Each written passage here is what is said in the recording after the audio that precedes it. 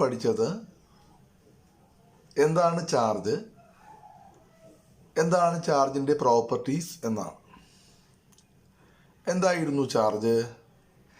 Charge is the intrinsic property of fundamental particles like electrons, protons, etcetera, which give rise to electrical effects. Fundamental പാർട്ടിക്കിളുകളായ ഇലക്ട്രോണുകളുടെയും പ്രോട്ടോണുകളുടെയും ആന്തരികമായ സവിശേഷതയാണ് charge. ഈ charge കാരണം അവയ്ക്ക് ഇലക്ട്രിക്കൽ എഫക്റ്റ് ഉണ്ടാകുന്നു. അതായത് മറ്റു വസ്തുക്കളെ ആകർഷിക്കുവാനോ വികർഷിക്കുവാനോ ഉള്ള ഇലക്ട്രിക് ഫോഴ്സ് ഉണ്ടാക്കുന്നു. അത് കഴിഞ്ഞ് നമ്മൾ ചാർജിൻ്റെ ഇമ്പോർട്ടൻ്റ് പ്രോപ്പർട്ടീസാണ് പഠിച്ചത്. അതെല്ലാം നിങ്ങൾക്ക് ഓർമ്മയുണ്ട്. അടുത്തത് നമുക്ക് പഠിക്കേണ്ടത് what are the different methods of charging. നമുക്ക് വസ്തുക്കൾക്ക് എങ്ങനെ ചാർജ് ഉണ്ടാക്കാം, വസ്തുക്കൾക്ക് എങ്ങനെ പോസിറ്റീവ് ചാർജും നെഗറ്റീവ് ചാർജും പ്രൊഡ്യൂസ് ചെയ്യാം എന്നതിനെക്കുറിച്ച് പഠിക്കാം. അപ്പോൾ അതിലാദ്യം നമ്മൾ ഡിസ്കസ് ചെയ്യുന്ന ടോപ്പിക്ക് എന്താണ് കണ്ടക്ടേഴ്സ്, അതുപോലെ എന്താണ് ഇൻസുലേറ്റേഴ്സ്. എന്താണ് കണ്ടക്ടേഴ്സ് അഥവാ ചാലകങ്ങൾ?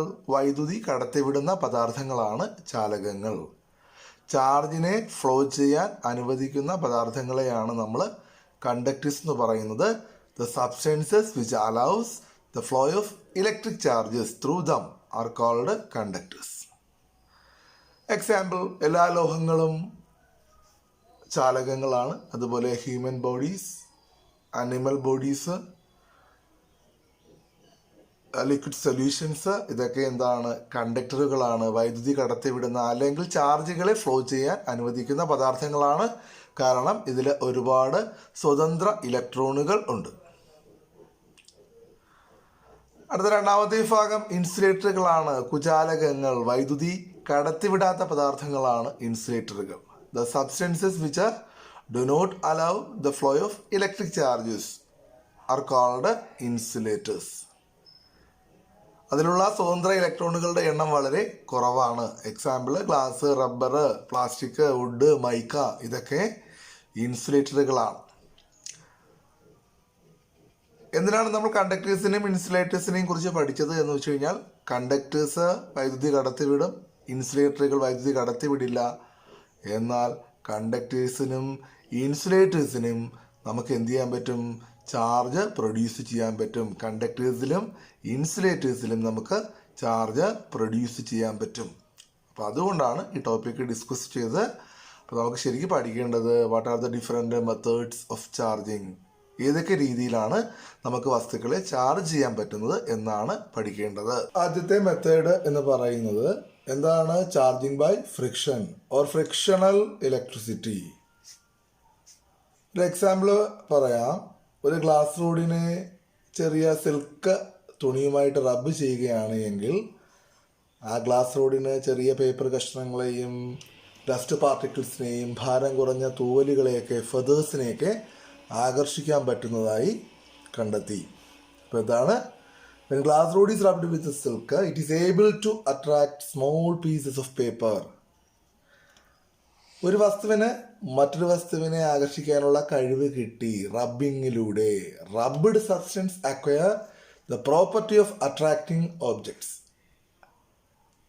ആ പ്രോപ്പർട്ടിയെ നമ്മൾ വിളിക്കുന്ന പേരാണ് ഇലക്ട്രിഫിക്കേഷൻ.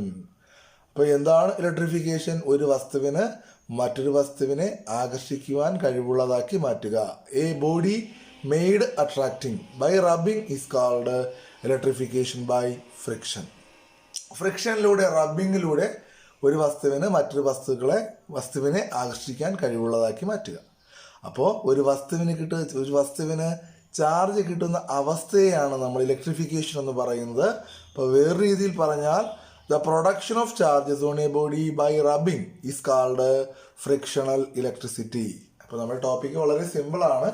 ഫ്രിക്ഷനിലൂടെ ചാർജ് പ്രൊഡ്യൂസ് ചെയ്യുന്നു. ഇതാണ് ചാർജിങ് ബൈ ഫ്രിക്ഷൻ. ക്ലിയർ ആയോ? അപ്പോൾ എന്താണ്? ഒരു വസ്തുവിനെ മറ്റൊരു വസ്തുവുമായിട്ട് റബ്ബ് ചെയ്യുമ്പോൾ അവയ്ക്ക് മറ്റ് വസ്തുക്കളെ ആകർഷിക്കുവാനുള്ള കഴിവ് കിട്ടുന്നു. ഇപ്പോൾ റബ്ബഡ് സബ്സ്റ്റൻസിന് മറ്റ് വസ്തുക്കളെ ആകർഷിക്കാനുള്ള കഴിവ് കിട്ടുന്നു. ചാർജ് കിട്ടുന്നത് കൊണ്ടാണ് മറ്റ് വസ്തുക്കളെ ആകർഷിക്കാൻ കഴിയുന്നത്. ആ ചാർജ് കിട്ടുന്ന പ്രോപ്പർട്ടിയെ വിളിക്കുന്ന പേരാണ് ഇലക്ട്രിഫിക്കേഷൻ. ഇവിടെ ഫ്രിക്ഷനിലൂടെയാണ് ചാർജ് പ്രൊഡ്യൂസ് ചെയ്തത്. അപ്പോൾ ഇതാണ് ഏറ്റവും ഇമ്പോർട്ടൻ്റ് ആയിട്ടുള്ള അല്ലെങ്കിൽ ഏറ്റവും ബേസിക് ആയിട്ടുള്ള ചാർജ് പ്രൊഡ്യൂസ് ചെയ്യുന്ന മെത്തേഡ്. ഇപ്പോൾ നമുക്ക് ഒരു വസ്തുവിന് ചാർജ് കിട്ടണം എന്നുണ്ടെങ്കിൽ അത് കണ്ടക്ടേഴ്സോ ഇൻസുലേറ്റേഴ്സോ ആയിക്കോട്ടെ, എന്ത് ചെയ്യുക, ഏതെങ്കിലും സ്യൂട്ടബിൾ ആയിട്ടുള്ള രണ്ട് വസ്തുക്കൾ തമ്മിൽ റബ്ബ് ചെയ്യുക. റബ്ബ് ചെയ്തതിന് ശേഷം ഭാരം കുറഞ്ഞ വസ്തുക്കളെ അതിനെ ആകർഷിക്കാൻ കഴിയുമെങ്കിൽ ആ വസ്തുവിന് ഫ്രിക്ഷനിലൂടെ ചാർജ് കിട്ടി എന്ന് നമുക്ക് മനസ്സിലാക്കാം. അടുത്ത ഒരു എക്സാമ്പിളിലൂടെ നമുക്ക് വസ്തുക്കൾക്ക് കിട്ടുന്ന പോസിറ്റീവ് ചാർജിനെയും നെഗറ്റീവ് ചാർജിനെയും കുറിച്ച് കൂടുതൽ മനസ്സിലാക്കാം. ഒരു ഗ്ലാസ് റോഡിനെ സിൽക്ക് തുണിയുമായിട്ട് റബ്ബ് ചെയ്യുക.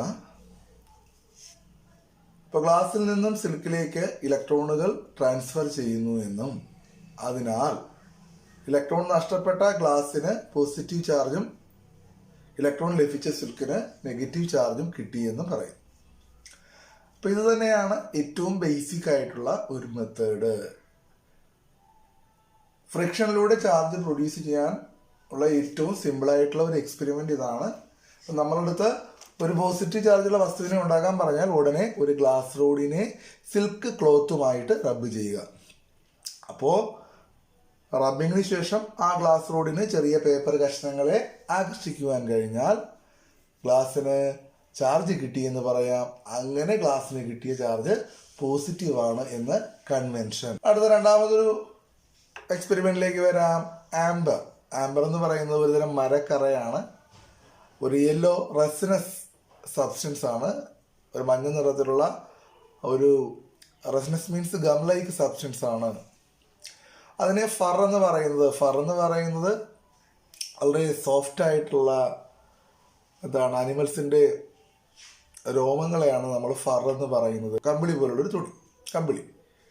ആംബറിനെ നമ്മൾ ഫറുമായിട്ട് റബ്ബ് ചെയ്യുകയാണ് എങ്കിൽ ഇലക്ട്രോണുകൾ ഫറിൽ നിന്നും ആംബറിലേക്ക് ട്രാൻസ്ഫർ ചെയ്യുന്നു എന്ന് പറയുന്നു. ഇവിടെ ആംബറിന് ഇലക്ട്രോണുകൾ കിട്ടിയത് കൊണ്ട് amber is negatively charged and ഫറിന് ഇലക്ട്രോണുകൾ നഷ്ടപ്പെട്ടു പോയത് കൊണ്ട് പോസിറ്റീവ് ചാർജും കിട്ടുന്നു എന്ന് പറയുന്നു. അപ്പോൾ നമ്മൾ കഴിഞ്ഞ ക്ലാസ്സിൽ അറ്റോമിക് കൺസെപ്റ്റ് പറഞ്ഞു, ഇലക്ട്രോൺ നഷ്ടപ്പെടുന്ന ആറ്റത്തിന് പോസിറ്റീവ് ചാർജും ഇലക്ട്രോൺ ലഭിക്കുന്ന ആറ്റത്തിന് നെഗറ്റീവ് ചാർജും കിട്ടും. ഇവിടെ ആറ്റമല്ല, പകരം നമ്മൾ സബ്സ്റ്റൻസുകളാണ് കൺസിഡർ ചെയ്തിരിക്കുന്നത്. ഗ്ലാസ് റോഡിനെ സിൽക്കുമായി റബ്ബ് ചെയ്താൽ ഗ്ലാസിന് പോസിറ്റീവ് ചാർജ് കിട്ടും, സിൽക്കിന് നെഗറ്റീവ് ചാർജ് കിട്ടും. ആംബറിനെ ഫറുമായി റബ്ബ് ചെയ്താൽ ആംബറിന് നെഗറ്റീവ് ചാർജ് കിട്ടും, ഫറിന് പോസിറ്റീവ് ചാർജ് കിട്ടും.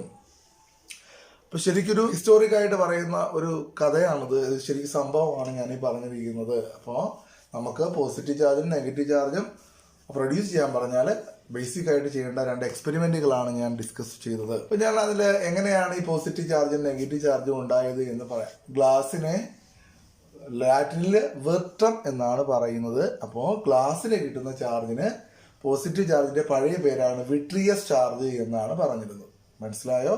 ഗ്ലാസ് റോഡിനെ സിൽക്കുമായി റബ്ബ് ചെയ്യുമ്പോൾ ഗ്ലാസിന് കിട്ടുന്ന ചാർജ് പോസിറ്റീവ് എന്ന് വിളിക്കാനുള്ള കാരണം ഗ്ലാസിന്റെ പേര് വെർട്ടം എന്നായിരുന്നു, ലാറ്റിൻ വേർഡാണ്. അപ്പോൾ അതിൽ നിന്നും ഗ്ലാസിന് കിട്ടിയ ചാർജിനെ വിട്രിയസ് ചാർജ് എന്ന് വിളിച്ചു. ആംബർ എന്ന് പറയുന്നത് റെസിനാണ്. ഞാൻ പറഞ്ഞു റെസിനസ് സബ്സ്റ്റൻസ് ആണെന്ന് പറഞ്ഞു. അതുകൊണ്ട് ആംബറിന് കിട്ടിയ ചാർജ് റെസിനസ് ചാർജ് ആണ്. അതിനെ നമ്മളിപ്പോൾ നെഗറ്റീവ് ചാർജ് എന്ന് വിളിക്കുന്നു. അപ്പം നമ്മളല്ല ഈ വിളിക്കുന്നത്. നമ്മളിത് പറഞ്ഞത് ആരാണ്? ബെഞ്ചമിൻ ഫ്രാങ്ക്ലിൻ എന്ന് പറയുന്ന ഒരു അമേരിക്കൻ സയൻറ്റിസ്റ്റാണ് പറഞ്ഞത്. എന്താണ് ഈ പറയുന്ന വിട്രിയസ് ചാർജും റെസിനസ് ചാർജുമാണ് ആദ്യം ഉപയോഗിച്ചിരുന്നത്. അതിനെ ഗ്ലാസിന് കിട്ടുന്ന ചാർജിനെ പോസിറ്റീവ് ചാർജാണ് എന്നും ആംബറിന് കിട്ടുന്ന ചാർജ് നെഗറ്റീവ് ചാർജാണ് എന്നും ആദ്യമായി പറഞ്ഞത് ബെഞ്ചമിൻ ഫ്രാങ്ക്ലിൻ ആണ്. ആ കൺവെൻഷൻ നമ്മൾ ഇന്നും അതേപടി തുടരുന്നു. അപ്പോൾ നമ്മൾ മനസ്സിലാക്കി കഴിഞ്ഞു എന്താണ് ബെഞ്ചമിൻ ഫ്രാങ്ക്ലിൻ ആണ് ചാർജിന് ഒരു കൺവെൻഷൻ കൊണ്ടുവന്നത്. എന്താണ് കൺവെൻഷൻ? ഗ്ലാസിന് കിട്ടുന്ന ചാർജ്, ഗ്ലാസിനെ സിൽക്കുമായി റബ്ബ് ചെയ്യുമ്പോൾ കിട്ടുന്ന ചാർജ് പോസിറ്റീവായിരിക്കും. ആംബറിനെ ഫറുമായി റബ്ബ് ചെയ്താൽ ആംബറിന് കിട്ടുന്ന ചാർജ് നെഗറ്റീവാണ്. ഓക്കെ, അപ്പോൾ ശരിക്ക് റബ്ബിങ്ങിലൂടെ ചാർജ് പ്രൊഡ്യൂസ് ചെയ്യുന്നത് ഇലക്ട്രോണുകൾ ട്രാൻസ്ഫർ ചെയ്യുമ്പോഴാണ്. Transfer of electron producers electric charges. ഏത് വസ്തുവിനാണോ ഇലക്ട്രോൺ നഷ്ടപ്പെടുന്നത് അതിന് പോസിറ്റീവ് ചാർജ് കിട്ടും. ഏത് വസ്തുവിനാണോ ഇലക്ട്രോൺ ലഭിക്കുന്നത് അതിന് നെഗറ്റീവ് ചാർജ് കിട്ടും. The body which loses electrons become positively charged and the body which gain electron becomes negatively charged. ഇപ്പോൾ ബെഞ്ചമിൻ ഫ്രാങ്ക്ലിൻ തന്നെയാണ് ആ ഡിഫറെൻ്റ് ആയിട്ടുള്ള കുറേ വസ്തുക്കളെ എന്ത് ചെയ്തു, റബ്ബ് ചെയ്തിട്ട് അവയെ എന്ത് ചെയ്തു, പോസിറ്റീവ് ചാർജ് നെഗറ്റീവ് ചാർജ് കിട്ടുന്ന രീതിയിൽ അറേഞ്ച് ചെയ്തു. ആ അറേഞ്ച്മെൻറ്റിൽ ആണ് ഞാൻ ബോർഡിൽ റെപ്രസെൻറ്റ് ചെയ്തിരിക്കുന്നത്. ഓക്കെ, പോസിറ്റീവ് ചാർജുള്ള മെറ്റീരിയൽസ് ആരൊക്കെയാണ്? ഗ്ലാസ്സിന് സിൽക്കുമായി റബ്ബ് ചെയ്തപ്പോൾ ഗ്ലാസ്സിന് പോസിറ്റീവ് ചാർജ് കിട്ടി, സിൽക്കിന് നെഗറ്റീവ് ചാർജ് കിട്ടി. ഫർ അല്ലെങ്കിൽ ഓൾ, കമ്പിളി തുണിയെ നമ്മൾ എന്ത് ചെയ്യുക, എബണൈറ്റ് എന്ന് പറയുന്നത് ഒരു കാർബൺ ലൈക്ക് റോഡാണ്. എബണൈറ്റ് റോഡ് എന്ന് പറയുന്നത് എബണൈറ്റ് അല്ലെങ്കിൽ റബ്ബർ അല്ലെങ്കിൽ ആംബർ, ഇതിനെ നമ്മൾ ഫറുമായിട്ട് റബ്ബ് ചെയ്താൽ ഫറിന് പോസിറ്റീവ് ചാർജ് കിട്ടും. എബണൈറ്റ്, റബ്ബർ, ആംബർ ഈ പദാർത്ഥങ്ങൾക്ക് എന്ത് കിട്ടും? നെഗറ്റീവ് ചാർജ് കിട്ടും. ഇപ്പോൾ പരീക്ഷയ്ക്ക് സാധാരണ ചോദിക്കുന്ന ഒരു ടോപ്പിക്കാണ്. ആദ്യം പറഞ്ഞ രണ്ട് കാര്യങ്ങൾ നന്നായി ഓർത്തിരിക്കുക. ഗ്ലാസ് സിൽക്കുമാണെങ്കിൽ ഗ്ലാസ്സിന് പോസിറ്റീവ് ചാർജ് കിട്ടും, സിൽക്കിന് നെഗറ്റീവ് ചാർജ് കിട്ടും. Ebonite or amber is rubbed with fur is positively charged and ebonite or amber is negatively charged. അടുത്തത് ഓളും പ്ലാസ്റ്റിക്കുമാണ്. ഓളിന് കിട്ടുന്ന ചാർജ് പോസിറ്റീവാണ്, പ്ലാസ്റ്റിക്കിന് കിട്ടുന്ന ചാർജ് നെഗറ്റീവാണ്. അടുത്തതും പരീക്ഷയ്ക്ക് ചോദിച്ചിട്ടുള്ളൊരു ക്വസ്റ്റ്യൻ ആണ്.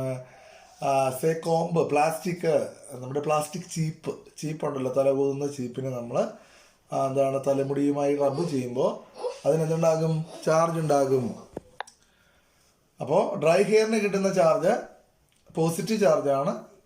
പ്ലാസ്റ്റിക്കിന് അല്ലെങ്കിൽ ചീപ്പിന് കിട്ടുന്ന, കോമ്പിന് കിട്ടുന്ന ചാർജ് എന്ന് പറയുന്നത് നെഗറ്റീവ് ചാർജാണ്. അപ്പോൾ ഈ പറയുന്ന ടേബിൾ ഒന്ന് പഠിച്ച് ഓർത്ത് വെച്ചിരിക്കുക. അപ്പോൾ അതാണ് ഡിഫറെൻറ്റ് മെത്തേഡ്സിന് കിട്ടുന്ന ചാർജുകളാണ് നമ്മളിപ്പോൾ ഡിസ്കസ് ചെയ്തത്. അപ്പോൾ ഡിഫറെൻറ്റ് സബ്സ്റ്റൻസുകളെ റബ്ബ് ചെയ്തിട്ട് അതിൽ ആർക്കൊക്കെയാണ് പോസിറ്റീവ് ചാർജ് കിട്ടുന്നത്, നെഗറ്റീവ് ചാർജ് കിട്ടുന്നത് എന്നതിൻ്റെ അടിസ്ഥാനത്തിൽ നമ്മളൊരു ഇലക്ട്രോസ്റ്റാറ്റിക് സീരീസ് ഫോം ചെയ്തിട്ടുണ്ട്. ആ സീരീസിലുള്ള കുറച്ച് സബ്സ്റ്റൻസുകളെയാണ് ബോർഡിൽ റെപ്രസെൻ്റ് ചെയ്തിരിക്കുന്നത്. Fur, glass, silk, human body, wood, metals, rubber, resin, amber, ebonite etcetera. അപ്പോൾ ഈ സീരീസിൻ്റെ പ്രത്യേകത, ഈ സീരീസിലെ ഏതെങ്കിലും രണ്ട് വസ്തുക്കൾ തമ്മിൽ റബ്ബ് ചെയ്താൽ ആദ്യം കാണുന്ന വസ്തുവിന് പോസിറ്റീവ് ചാർജ് കിട്ടും. അതായത് ഗ്ലാസ് സിൽക്ക് വിടുന്നത് ഗ്ലാസ് ആദ്യമാണ്. അപ്പോൾ ഗ്ലാസ്സിന് കിട്ടുന്ന ചാർജ് പോസിറ്റീവ് ആയിരിക്കും, സിൽക്കിന് കിട്ടുന്ന ചാർജ് നെഗറ്റീവ് ആയിരിക്കും. ആംബറിനെ ഫറുമായി റബ്ബ് ചെയ്യുന്നു. അപ്പോൾ ആദ്യമുള്ളത് ഫറാണ്. ഫറിന് കിട്ടേണ്ട ചാർജ് പോസിറ്റീവാണ്, ആംബറിന് കിട്ടുന്ന ചാർജ് നെഗറ്റീവാണ്. എബണൈറ്റിനെ ഫറുമായി റബ്ബ് ചെയ്ത് കഴിഞ്ഞാൽ ഫറിന് പോസിറ്റീവ് ചാർജ് കിട്ടും, എബണൈറ്റിന് നെഗറ്റീവ് ചാർജ് കിട്ടും. അതായത് the body appearing earlier in the list is positively charged and the latter is negatively charged. എന്താണ് അതിൻ്റെ അർത്ഥം? ഈ പറയുന്ന സീരീസിൽ ആദ്യം കാണുന്ന വസ്തുവിന് എന്ത് കിട്ടും? പോസിറ്റീവ് ചാർജ് കിട്ടും. രണ്ടാമത് കാണുന്ന വസ്തുവിന് എന്ത് കിട്ടും? നെഗറ്റീവ് ചാർജ് കിട്ടും. അപ്പോൾ ഇതിനെയാണ് നമ്മൾ ഇലക്ട്രോസ്റ്റാറ്റിക് സീരീസ് എന്ന് പറയുന്നത്. ഇപ്പോൾ നമ്മൾ ഇന്നത്തെ ക്ലാസ് നമുക്ക് അവസാനിപ്പിക്കുന്നതിന് മുമ്പ് നമ്മൾ ഈ പറഞ്ഞ കാര്യങ്ങൾ ഒരിക്കൽ കൂടി ഓർമ്മിക്കാം. എന്തൊക്കെയാണ് നമ്മൾ പഠിച്ചത്? എന്താണ് കണ്ടക്ടേഴ്സ്? വൈദ്യുതി കടത്തിവിടുന്ന പദാർത്ഥങ്ങളാണ് ചാലകങ്ങൾ. എന്താണ് ഇൻസുലേറ്റേഴ്സ്? വൈദ്യുതി കടത്തിവിടാത്ത പദാർത്ഥങ്ങളാണ് ഇൻസുലേറ്റേഴ്സ്. അപ്പോൾ പറയുന്ന കണ്ടക്ടേഴ്സിനെയും ഇൻസുലേറ്റേഴ്സിനെയും നമുക്ക് എന്ത് ചെയ്യാൻ പറ്റും? റബ്ബിങ്ങിലൂടെ ചാർജ് പ്രൊഡ്യൂസ് ചെയ്യാൻ പറ്റും. അതാണ് നമ്മൾ പഠിച്ചത്. അതിലൊന്നാമത്തെ, ഇപ്പോൾ ചാർജ് പ്രൊഡ്യൂസ് ചെയ്യുന്ന ഒന്നാമത്തെ മെത്തേഡാണ് charging by friction. Frictional electricity അല്ലെങ്കിൽ ഇലക്ട്രിഫിക്കേഷൻ ബൈ ഫ്രിക്ഷൻ. എന്താണ് electrification by friction? When a body is rubbed with another body, electrons are transferred from one body to another. The body which loses electrons becomes positively charged and the body which gain electron becomes negatively charged. Example, when glass rod is rubbed with silk, electrons are transferred from glass to silk. So glass is positively charged and silk is negatively charged. Okay? അപ്പോൾ എന്താണ് electrification by friction? A body made attracting by rubbing, or the production of charges on a body by rubbing, or electricity produced by friction is called frictional electricity. അപ്പോൾ ഇതാണ് charge produce ചെയ്യാനുള്ള ഏറ്റവും basic ആയിട്ടുള്ള method. ഇനിയും വേറെ മെത്തേഡുകളുണ്ട്, അത് നമുക്ക് അടുത്ത ക്ലാസ്സിൽ ഡിസ്കസ് ചെയ്യാം. അപ്പോൾ ഓക്കെ, ബൈ.